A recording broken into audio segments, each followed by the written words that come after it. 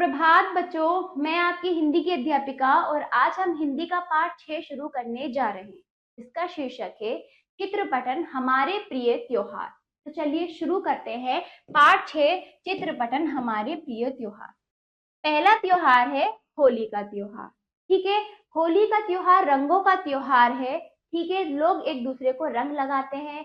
इस त्योहार की शुरुआत कैसे होती है? होलिका दहन से होती है। होलिका दहन क्यों होता है? होलिका एक स्त्री थी जिसे वरदान प्राप्त था कि वो आग में नहीं जलती थी। ठीक है, तो उसको इस बात का ज्ञान था कि मैं आग में नहीं जलूंगी। तो उसने क्या कहा, उसने क्या करा, अपने भतीजे प्रहलाद को वो साथ में लेकर बैठ गई आग में, उनको जलाने के लिए, अपने भतीजे को जलाने के लिए वो आग में लेकर उसे बैठ गई। और उसको इस बात का ज्ञान था कि मैं तो नहीं जलूंगी, प्रहलाद जल जाएगा। और प्रहलाद जो था भगवान विष्णु का क्या था? भक्त था, है ना। भगवान विष्णु के वरदान से क्या हुआ कि होलिका का वरदान तो खत्म हो गया और वो वरदान किसे प्राप्त हुआ? प्रहलाद को प्राप्त हुआ। तो होलिका जल गई, दहन मतलब होलिका आग में जल गई और प्रहलाद बच गए। इस तरह से बुराई पर अच्छाई की जीत होने के कारण, है ना, प्रत्येक वर्ष हिंदू धर्म के लोग इसे खुशी खुशी मनाते हैं। इसमें क्या करते हैं, मिठाई जो बनती है होली में, गुजिया मिठाई बनती है, एक दूसरे को बांटते हैं, एक दूसरे को बुलाते हैं, होली से खेलते हैं खुशी खुशी खुशी और एक दूसरे से क्या करते हैं, मिलते जुलते हैं, उपहार देते हैं, है ना। तो इस प्रकार ये त्योहार ये मनाते हैं। दूसरा त्योहार है बच्चों दशहरा। ठीक है, ये भी हिंदू धर्म का प्रमुख त्योहार है। दशहरे में क्या होता है? दशहरे में रावण को जलाया जाता है। रावण के पुतले को बनाकर प्रत्येक वर्ष हिंदू धर्म के लोग बाण से उसको जलाते हैं। उसमें कई प्रकार की आतिशबाजी रखी जाती है, फिर उसको जलाया जाता है, वो जलकर भस्म हो जाते हैं। क्यों किया जाता है? क्योंकि देखो, ये त्योहार जो है बुराई पर अच्छाई की जीत के रूप में मनाया जाता है। ठीक है, देखो, रावण जो था अधर्मी था, है ना, अधर्मी, और क्या कर, बुराई के रास्ते पर चलने वाला, है ना। उसने क्या था, सीता माँ का अपहरण किया था, जिसके कारण श्री राम ने इसका वध कर दिया था, है ना। उसी वजह से, और वो दिन क्या कहलाता है? बुराई पर अच्छाई की जीत के कारण दशहरे के रूप में ये त्योहार प्रत्येक वर्ष हिंदू धर्म मनाते हैं। अगला त्योहार है दीपावली या दिवाली। ठीक है, इसमें ये क्या है? रोशनी और प्रकाश का त्योहार इसे माना जाता है। क्यों?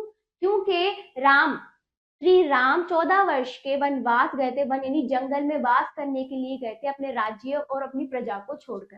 14 वर्ष के बाद जब वो वापस आए अपने राज्य में, लोग उनके आने की खुशी में ऐसा लगा कि रोशनी आ गई और उजाला चारों तरफ से हो गया कि वो आए हैं, लोगों ने खुशी से, है ना, खुशी से दिए जलाने शुरू, अपने अपने सभी लोगों ने अपने घरों में दिए जलाना शुरू कर दिया, है ना, जब से। तो जिस दिन वो आए थे तो वहां की उनकी प्रजा ने अपने घरों में दिए जलाए खुशी से, है ना, बहुत ज्यादा खुश हुए कि भगवान राम वापस अपने राज्य में आ गए।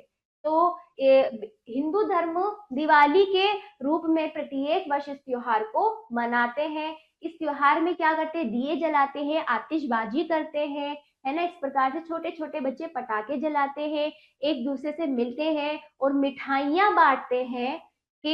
क्योंकि उस दिन भगवान राम 14 वर्ष का वनवास पूरा करके अपने राज्य वापस लौटे थे। उनके आने की खुशी में ये त्योहार मनाया गया है। किसके द्वारा? हिंदू धर्म के द्वारा।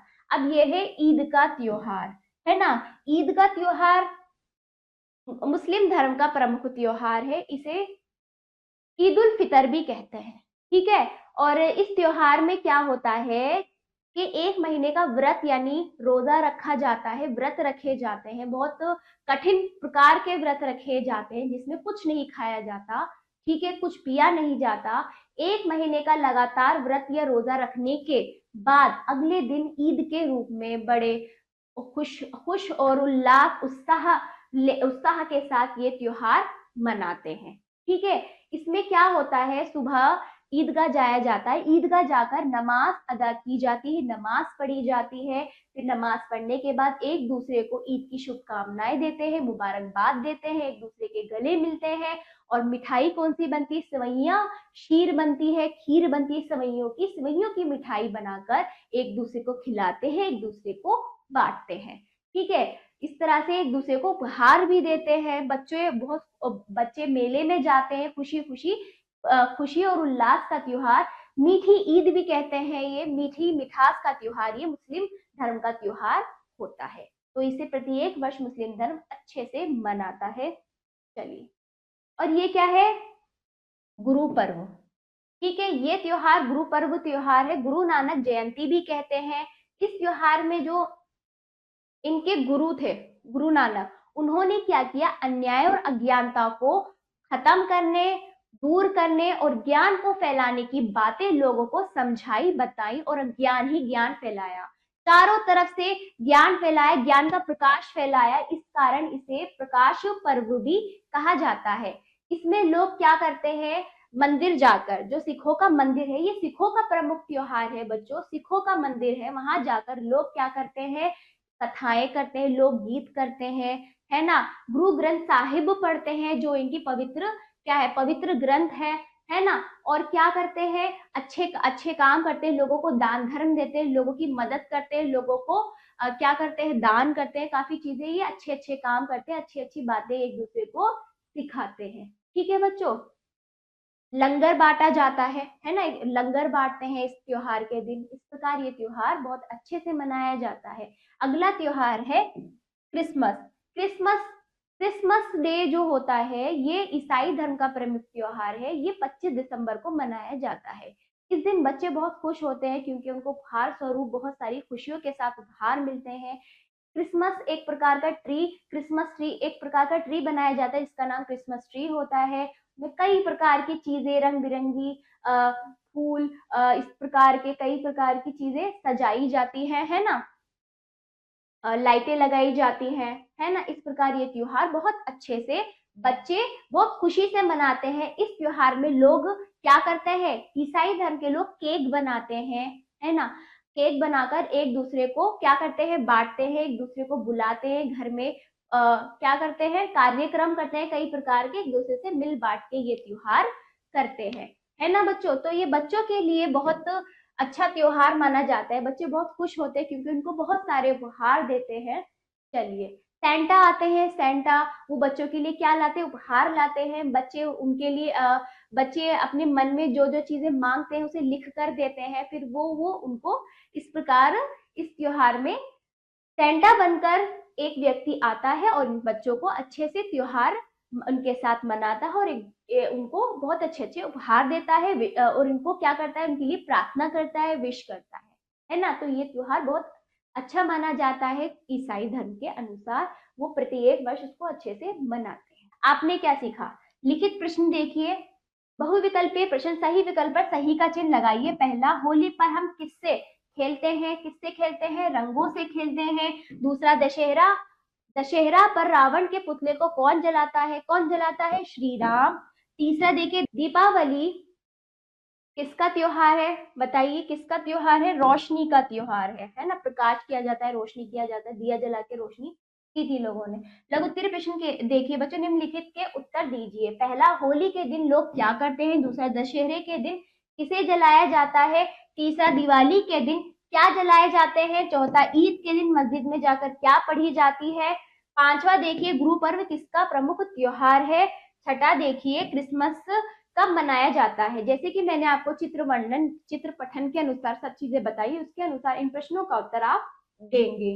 अब तीसरा देखिए, नीचे दिए गए शब्दों को उस त्योहार के आगे लिखे जिससे उसका संबंध है। जैसे पहला त्योहार है होली। होली में क्या बनाई जाती है? मिठाई, गुजिया। तो पहले में गुजिया लिखिए, गुजिया। विशेषता लिखनी है कि प्रत्येक त्योहार में क्या क्या होता है, तो उनकी एक एक चार चार विशेषता आपको लिखनी है। गुजिया होती है, और क्या होता है बताइए बच्चों?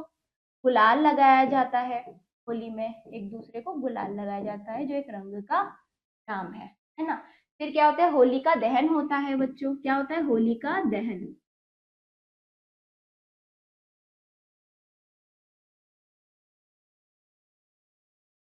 होलिका दहन होता है। फिर क्या होता है बच्चों, घरों की साफ सफाई। इसमें से ढूंढ ढूंढ कर देखे, पहले गुंजिया, ये रहा गुलाल, होलिका दहन, घरों की साफ सफाई की जाती है। फिर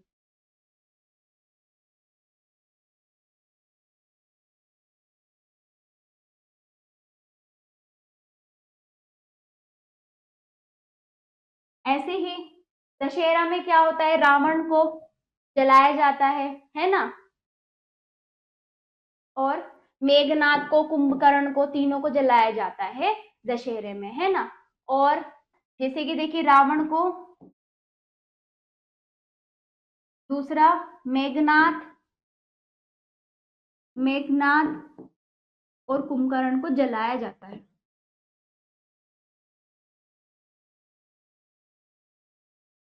ठीक है, इस प्रकार आपको इनमें से विशेषताएं ढूंढकर प्रत्येक त्योहार के सामने लिखना है। ठीक है बच्चों,